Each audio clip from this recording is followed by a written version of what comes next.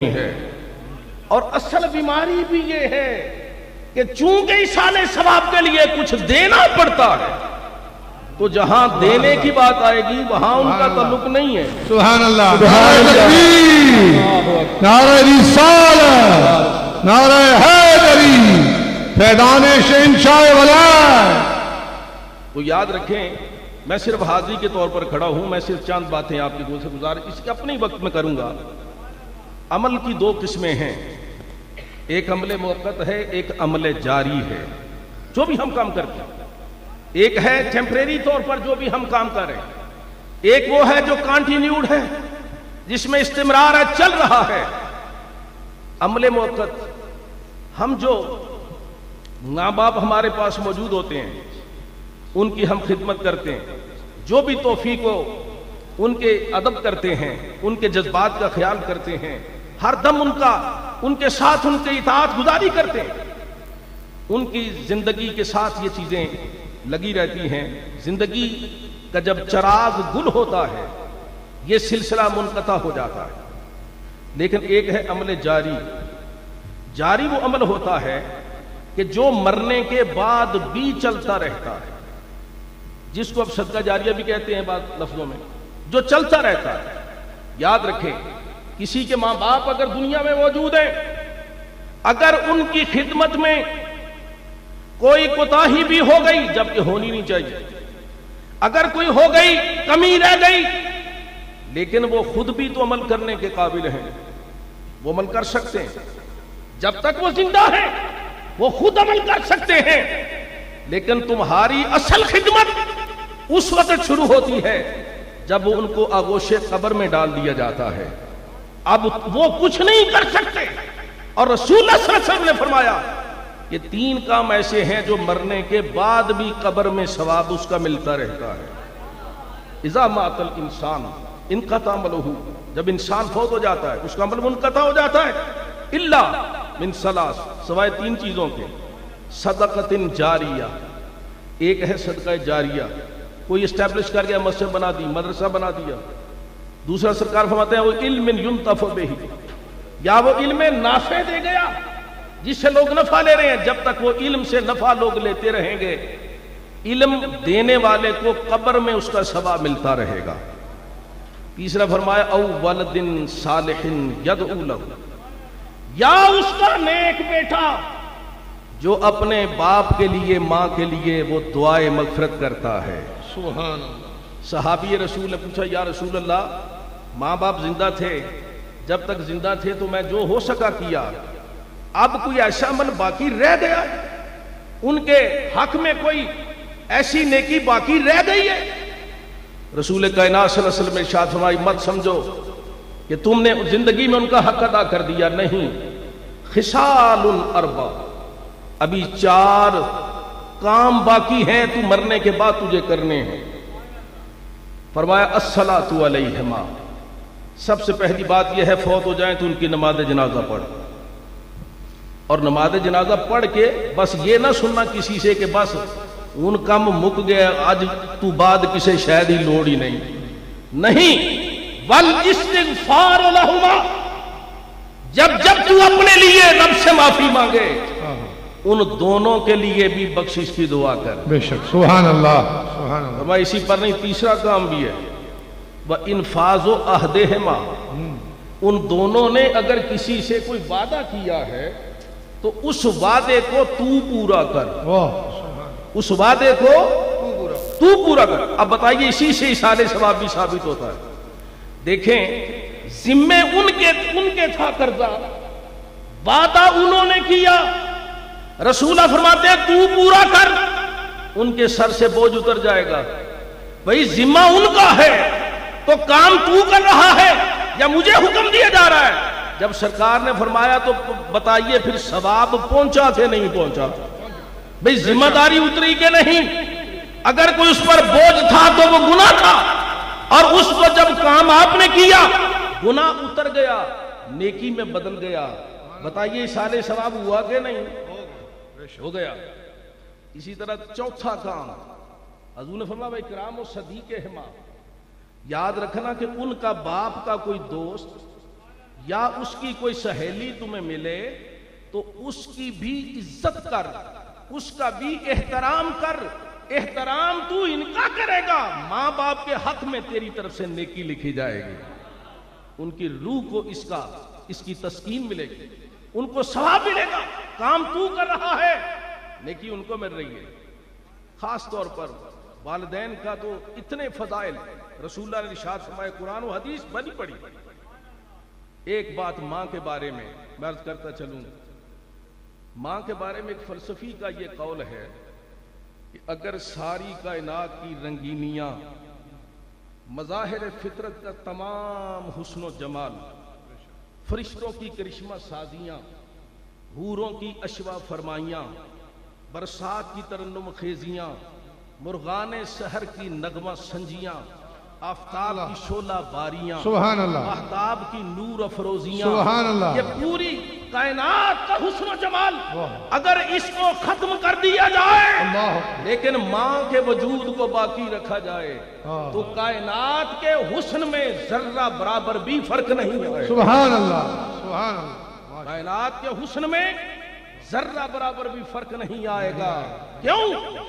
ماں کے بارے میں اہل ایمان کہتے ہیں کہ مہر و وفا کی اتھاہ گہرائیوں کا نام ماں ہے، پیک خلوص و وفا کی انتہائی بلندیوں کا نام ماں ہے۔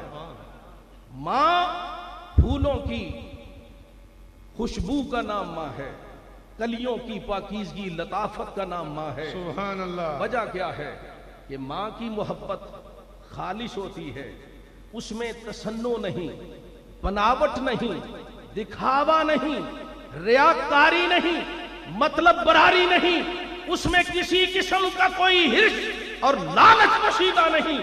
ماں کچھ لینا نہیں چاہتی، سب کچھ بے اولاد کو دینا چاہتی۔ بے شک، سبحان اللہ، اللہ اکبر، یا رسول اللہ، یا علی، زندہ باد۔ علامہ اقبال مرحوم وہ انگلینڈ میں تھے تو ماں کا انتقال ہو گیا، والدہ مرحومہ کی یاد میں نظم پوری لکھی جو بانگے درا میں طویل نظم موجود ہے۔ اس میں ایک خاص بات جو انتہائی قابل غور و فکر ہے، اقبال کو جو دکھ ہوا، جو صدمہ ہوا، اس پر جو اپنا انہوں نے جذبات کا اظہار کیا، اس میں خاص بات یہ تھی کہ اقبال کہتے ہیں کہ خاک تربت پر تیری فریاد لے کر آؤں گا۔ اب خاک تربت، چونکہ وہ انگلستان میں تھے، آئے تو ماں کی قبر کو دیکھا، خاک تربت پر تیری فریاد لے کر آؤں گا کہ اب دعائے نیم شب میں کس کو میں یاد آؤں گا۔ سبحان اللہ، سبحان اللہ۔ اقبال کہتے ہیں کہ مجھے اور کوئی دنیا میں اس طرح خسارہ نہیں ہوا، سب سے بڑا خسارہ نقصان یہ ہے کہ وہ جو میں غیر وطن میں ہوتا تھا، دیار غیر میں ہوتا تھا، لیکن میری ماں مصلی پر بیٹھ کر تہجد کے وقت میں دعا جو کرتی تھی نا کہ یا اللہ میرے بچے کی خیر ہو، یا اللہ میرے بیٹے کو وہ گرم ہوا نہ لگے، اس کو کوئی تکلیف نہ پہنچے، وہ مجھے دکھ ہے کہ اب وہ خلوص و محبت کی پیکر ماں کی دعاؤں سے میں محروم ہو گیا، اور میں آج اس کی تربت پر فریاد لے کر آؤں گا۔ اور دوسرا دکھ یہ ہے کہ میری ماں نے مجھے پالنے کے لیے بڑے دکھ برداشت کیے، بڑے غم جھیلے ہیں، بڑی تکلیفوں کو گوارا کیا ہے، لیکن جب میں اس کی خدمت کے قابل ہوا تو اللہ نے اسے اپنے پاس بلا لیا ہے۔ کہتا ہے عمر پر تیری محبت میری خدمت کر رہی، تیری خدمت کے میں جب قابل ہوا تو چل بسی۔ تو ماں کی بڑی عظمت و شان ہے۔ تذکرۃ الاولیاء مشہور کتاب ہے فرید الدین عطار علیہ رحمہ کی، اس میں آپ نے ایک حسن بصری رحمۃ اللہ تعالی علیہ کے ایک حوالے سے حکایت لکھی. حسن بصری رحمۃ اللہ تعالی علیہ آپ کی یہ روایت بیان فرمایا. آپ فرماتے ہیں میں دریا کے کنارے جا رہا ہوں، دجلہ کے کنارے کنارے میں سیر کے لیے گیا، میں وظیفہ پڑھ رہا ہوں، تسبیح ہاتھ میں ہے. میں نے دیکھا ایک نوجوان بڑا قدابر جسیم و لحیم، بڑی قوت والا، بظاہر حبشی کالے رنگ کا، وہ زمین پر ساحل پر لیٹا ہوا ہے، ساتھ اس کے ایک عورت لیٹی ہوئی ہے اور ہاتھ میں اس نے ایک بوتل پکڑی ہوئی ہے. کچھ بوتل سے خود پیتا ہے، کچھ عورت کو پلاتا ہے. میں نے جب دور سے دیکھا میرے دل میں خیال آیا یہ کتنا ظالم گناہگار انسان ہے کہ یہ ساحل سمندر پر یا ساحل دریا پر یہ کون سی حرکتوں میں مشغول ہے. ایک اللہ نے مجھ پر کرم کیا ہے کہ مجھے رب نے تسبیح کی توفیق عطا فرما دی. دل میں خیال آیا. آپ فرماتے ہیں میرے دل میں خیال آنا تھا کہ اس دجلہ کی لہروں میں یا سمندر کی لہروں میں ایک بھنور سا پیدا ہوا. کچھ کشتی آ رہی تھی، کشتی اس بھنور میں پھنس گئی. آن کی آن میں سارے لوگ اس میں گر گئے. 10 آدمی اس میں ڈوبنے لگے. اب 10 آدمی اس میں ڈوبنے لگے، کوئی ہے نہیں ان کو بچانے والا. میں تیراک نہیں، میں تیرنا جانتا نہیں. میں پریشان ہو کے کھڑا ہو گیا. میرے دیکھتے ہی دیکھتے اس حبشی نے بوتل کو چھوڑا، سیدھا چھلانگ لگا دی اور ایک کو بھی نکالا، پھر دوسرے کو نکالا، تیسرے کو نکالا. حاصل کیا 9 بندوں کو باہر نکال دیا. 10واں جو تھا سٹل ڈبکیاں کھا رہا تھا. وہ ڈبکیاں کھا رہا تھا، غوطے لگ رہے تھے. میں نے یہ سوچا اللہ کے بندے، اب وہ بوتل لے کے پھر لیٹ گیا. آپ فرماتے ہیں مجھے غصہ آیا. میں نے سوچا کہ 9 کو نکالا تو 10ویں کو کیوں نہیں نکالتا. یہ سوچ کر تو اس کی طرف کہتے میں چلنے لگا کہ میں اسے جا کہتا ہوں 9 کو بچا لیا، 10ویں کو بھی بچا لے. اللہ اکبر. وہ شاعر نے ان کے الفاظ کو اپنے شعر میں لکھا. اس نے جب آپ اس کی طرف چلنے لگے نا تو وہ حبشی اٹھ کے کھڑا ہو گیا. اس نے کہا اے حسن بصری اے مرد با کمال،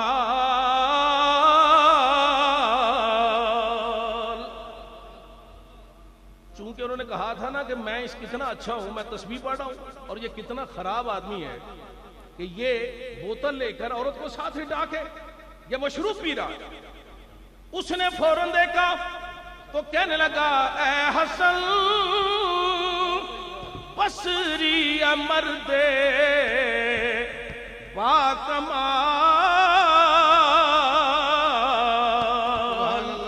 ارے مجھ سے اچھا ہے تو 10واں تو نکال. آنا کہتا ہے نا میں تجھ سے اچھا ہوں، لگانا ذرا چھلانگ 10ویں کو تو نکال کے لا. آپ کہتے ہیں میں نے ہاتھ باندھے اور رب دا واسطہ ہی میں کو نہیں چنگا، تو اٹھ تے پھاڑے نو بھی اس کو بھی پکڑ کے لا. وہ کہتے ہیں پھر چھلانگ لگائی اور 10ویں کو بھی بچا کے لے آئے. میں بڑا برتا حیرت میں تھا، ششدر و حیران تھا اور بڑا پریشان تھا کہ اس کو میرا نام کیسے پتا. میں نے جو دل میں سوچا اس کو خبر کیسے ہوئی.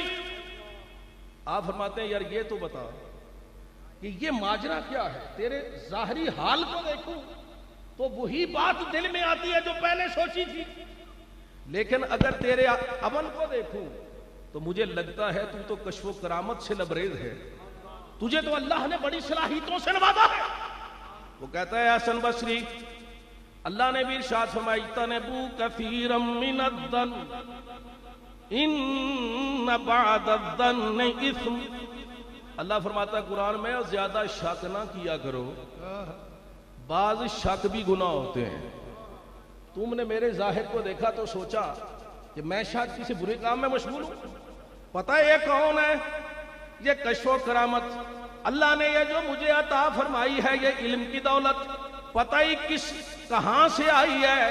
فرمان اے کہنے لگا اے حسن بصری یہ تو نے جو سوچا کہ میں شراب پی رہا ہوں یا کوئی غلط مشروب پی رہا ہوں، میں نے اس بوتل میں آب زمزم ڈالا ہوا ہے وہ پی رہا ہوں، اس کو بھی پلا رہا ہوں. اور یہ کوئی میری کوئی داشتہ کوئی محبوبہ دنیا کی یا بیوی نہیں بلکہ میری بیمار ماں ہے جس کی خدمت کے لیے میں اسے یہاں پہ لے کے آیا ہوں.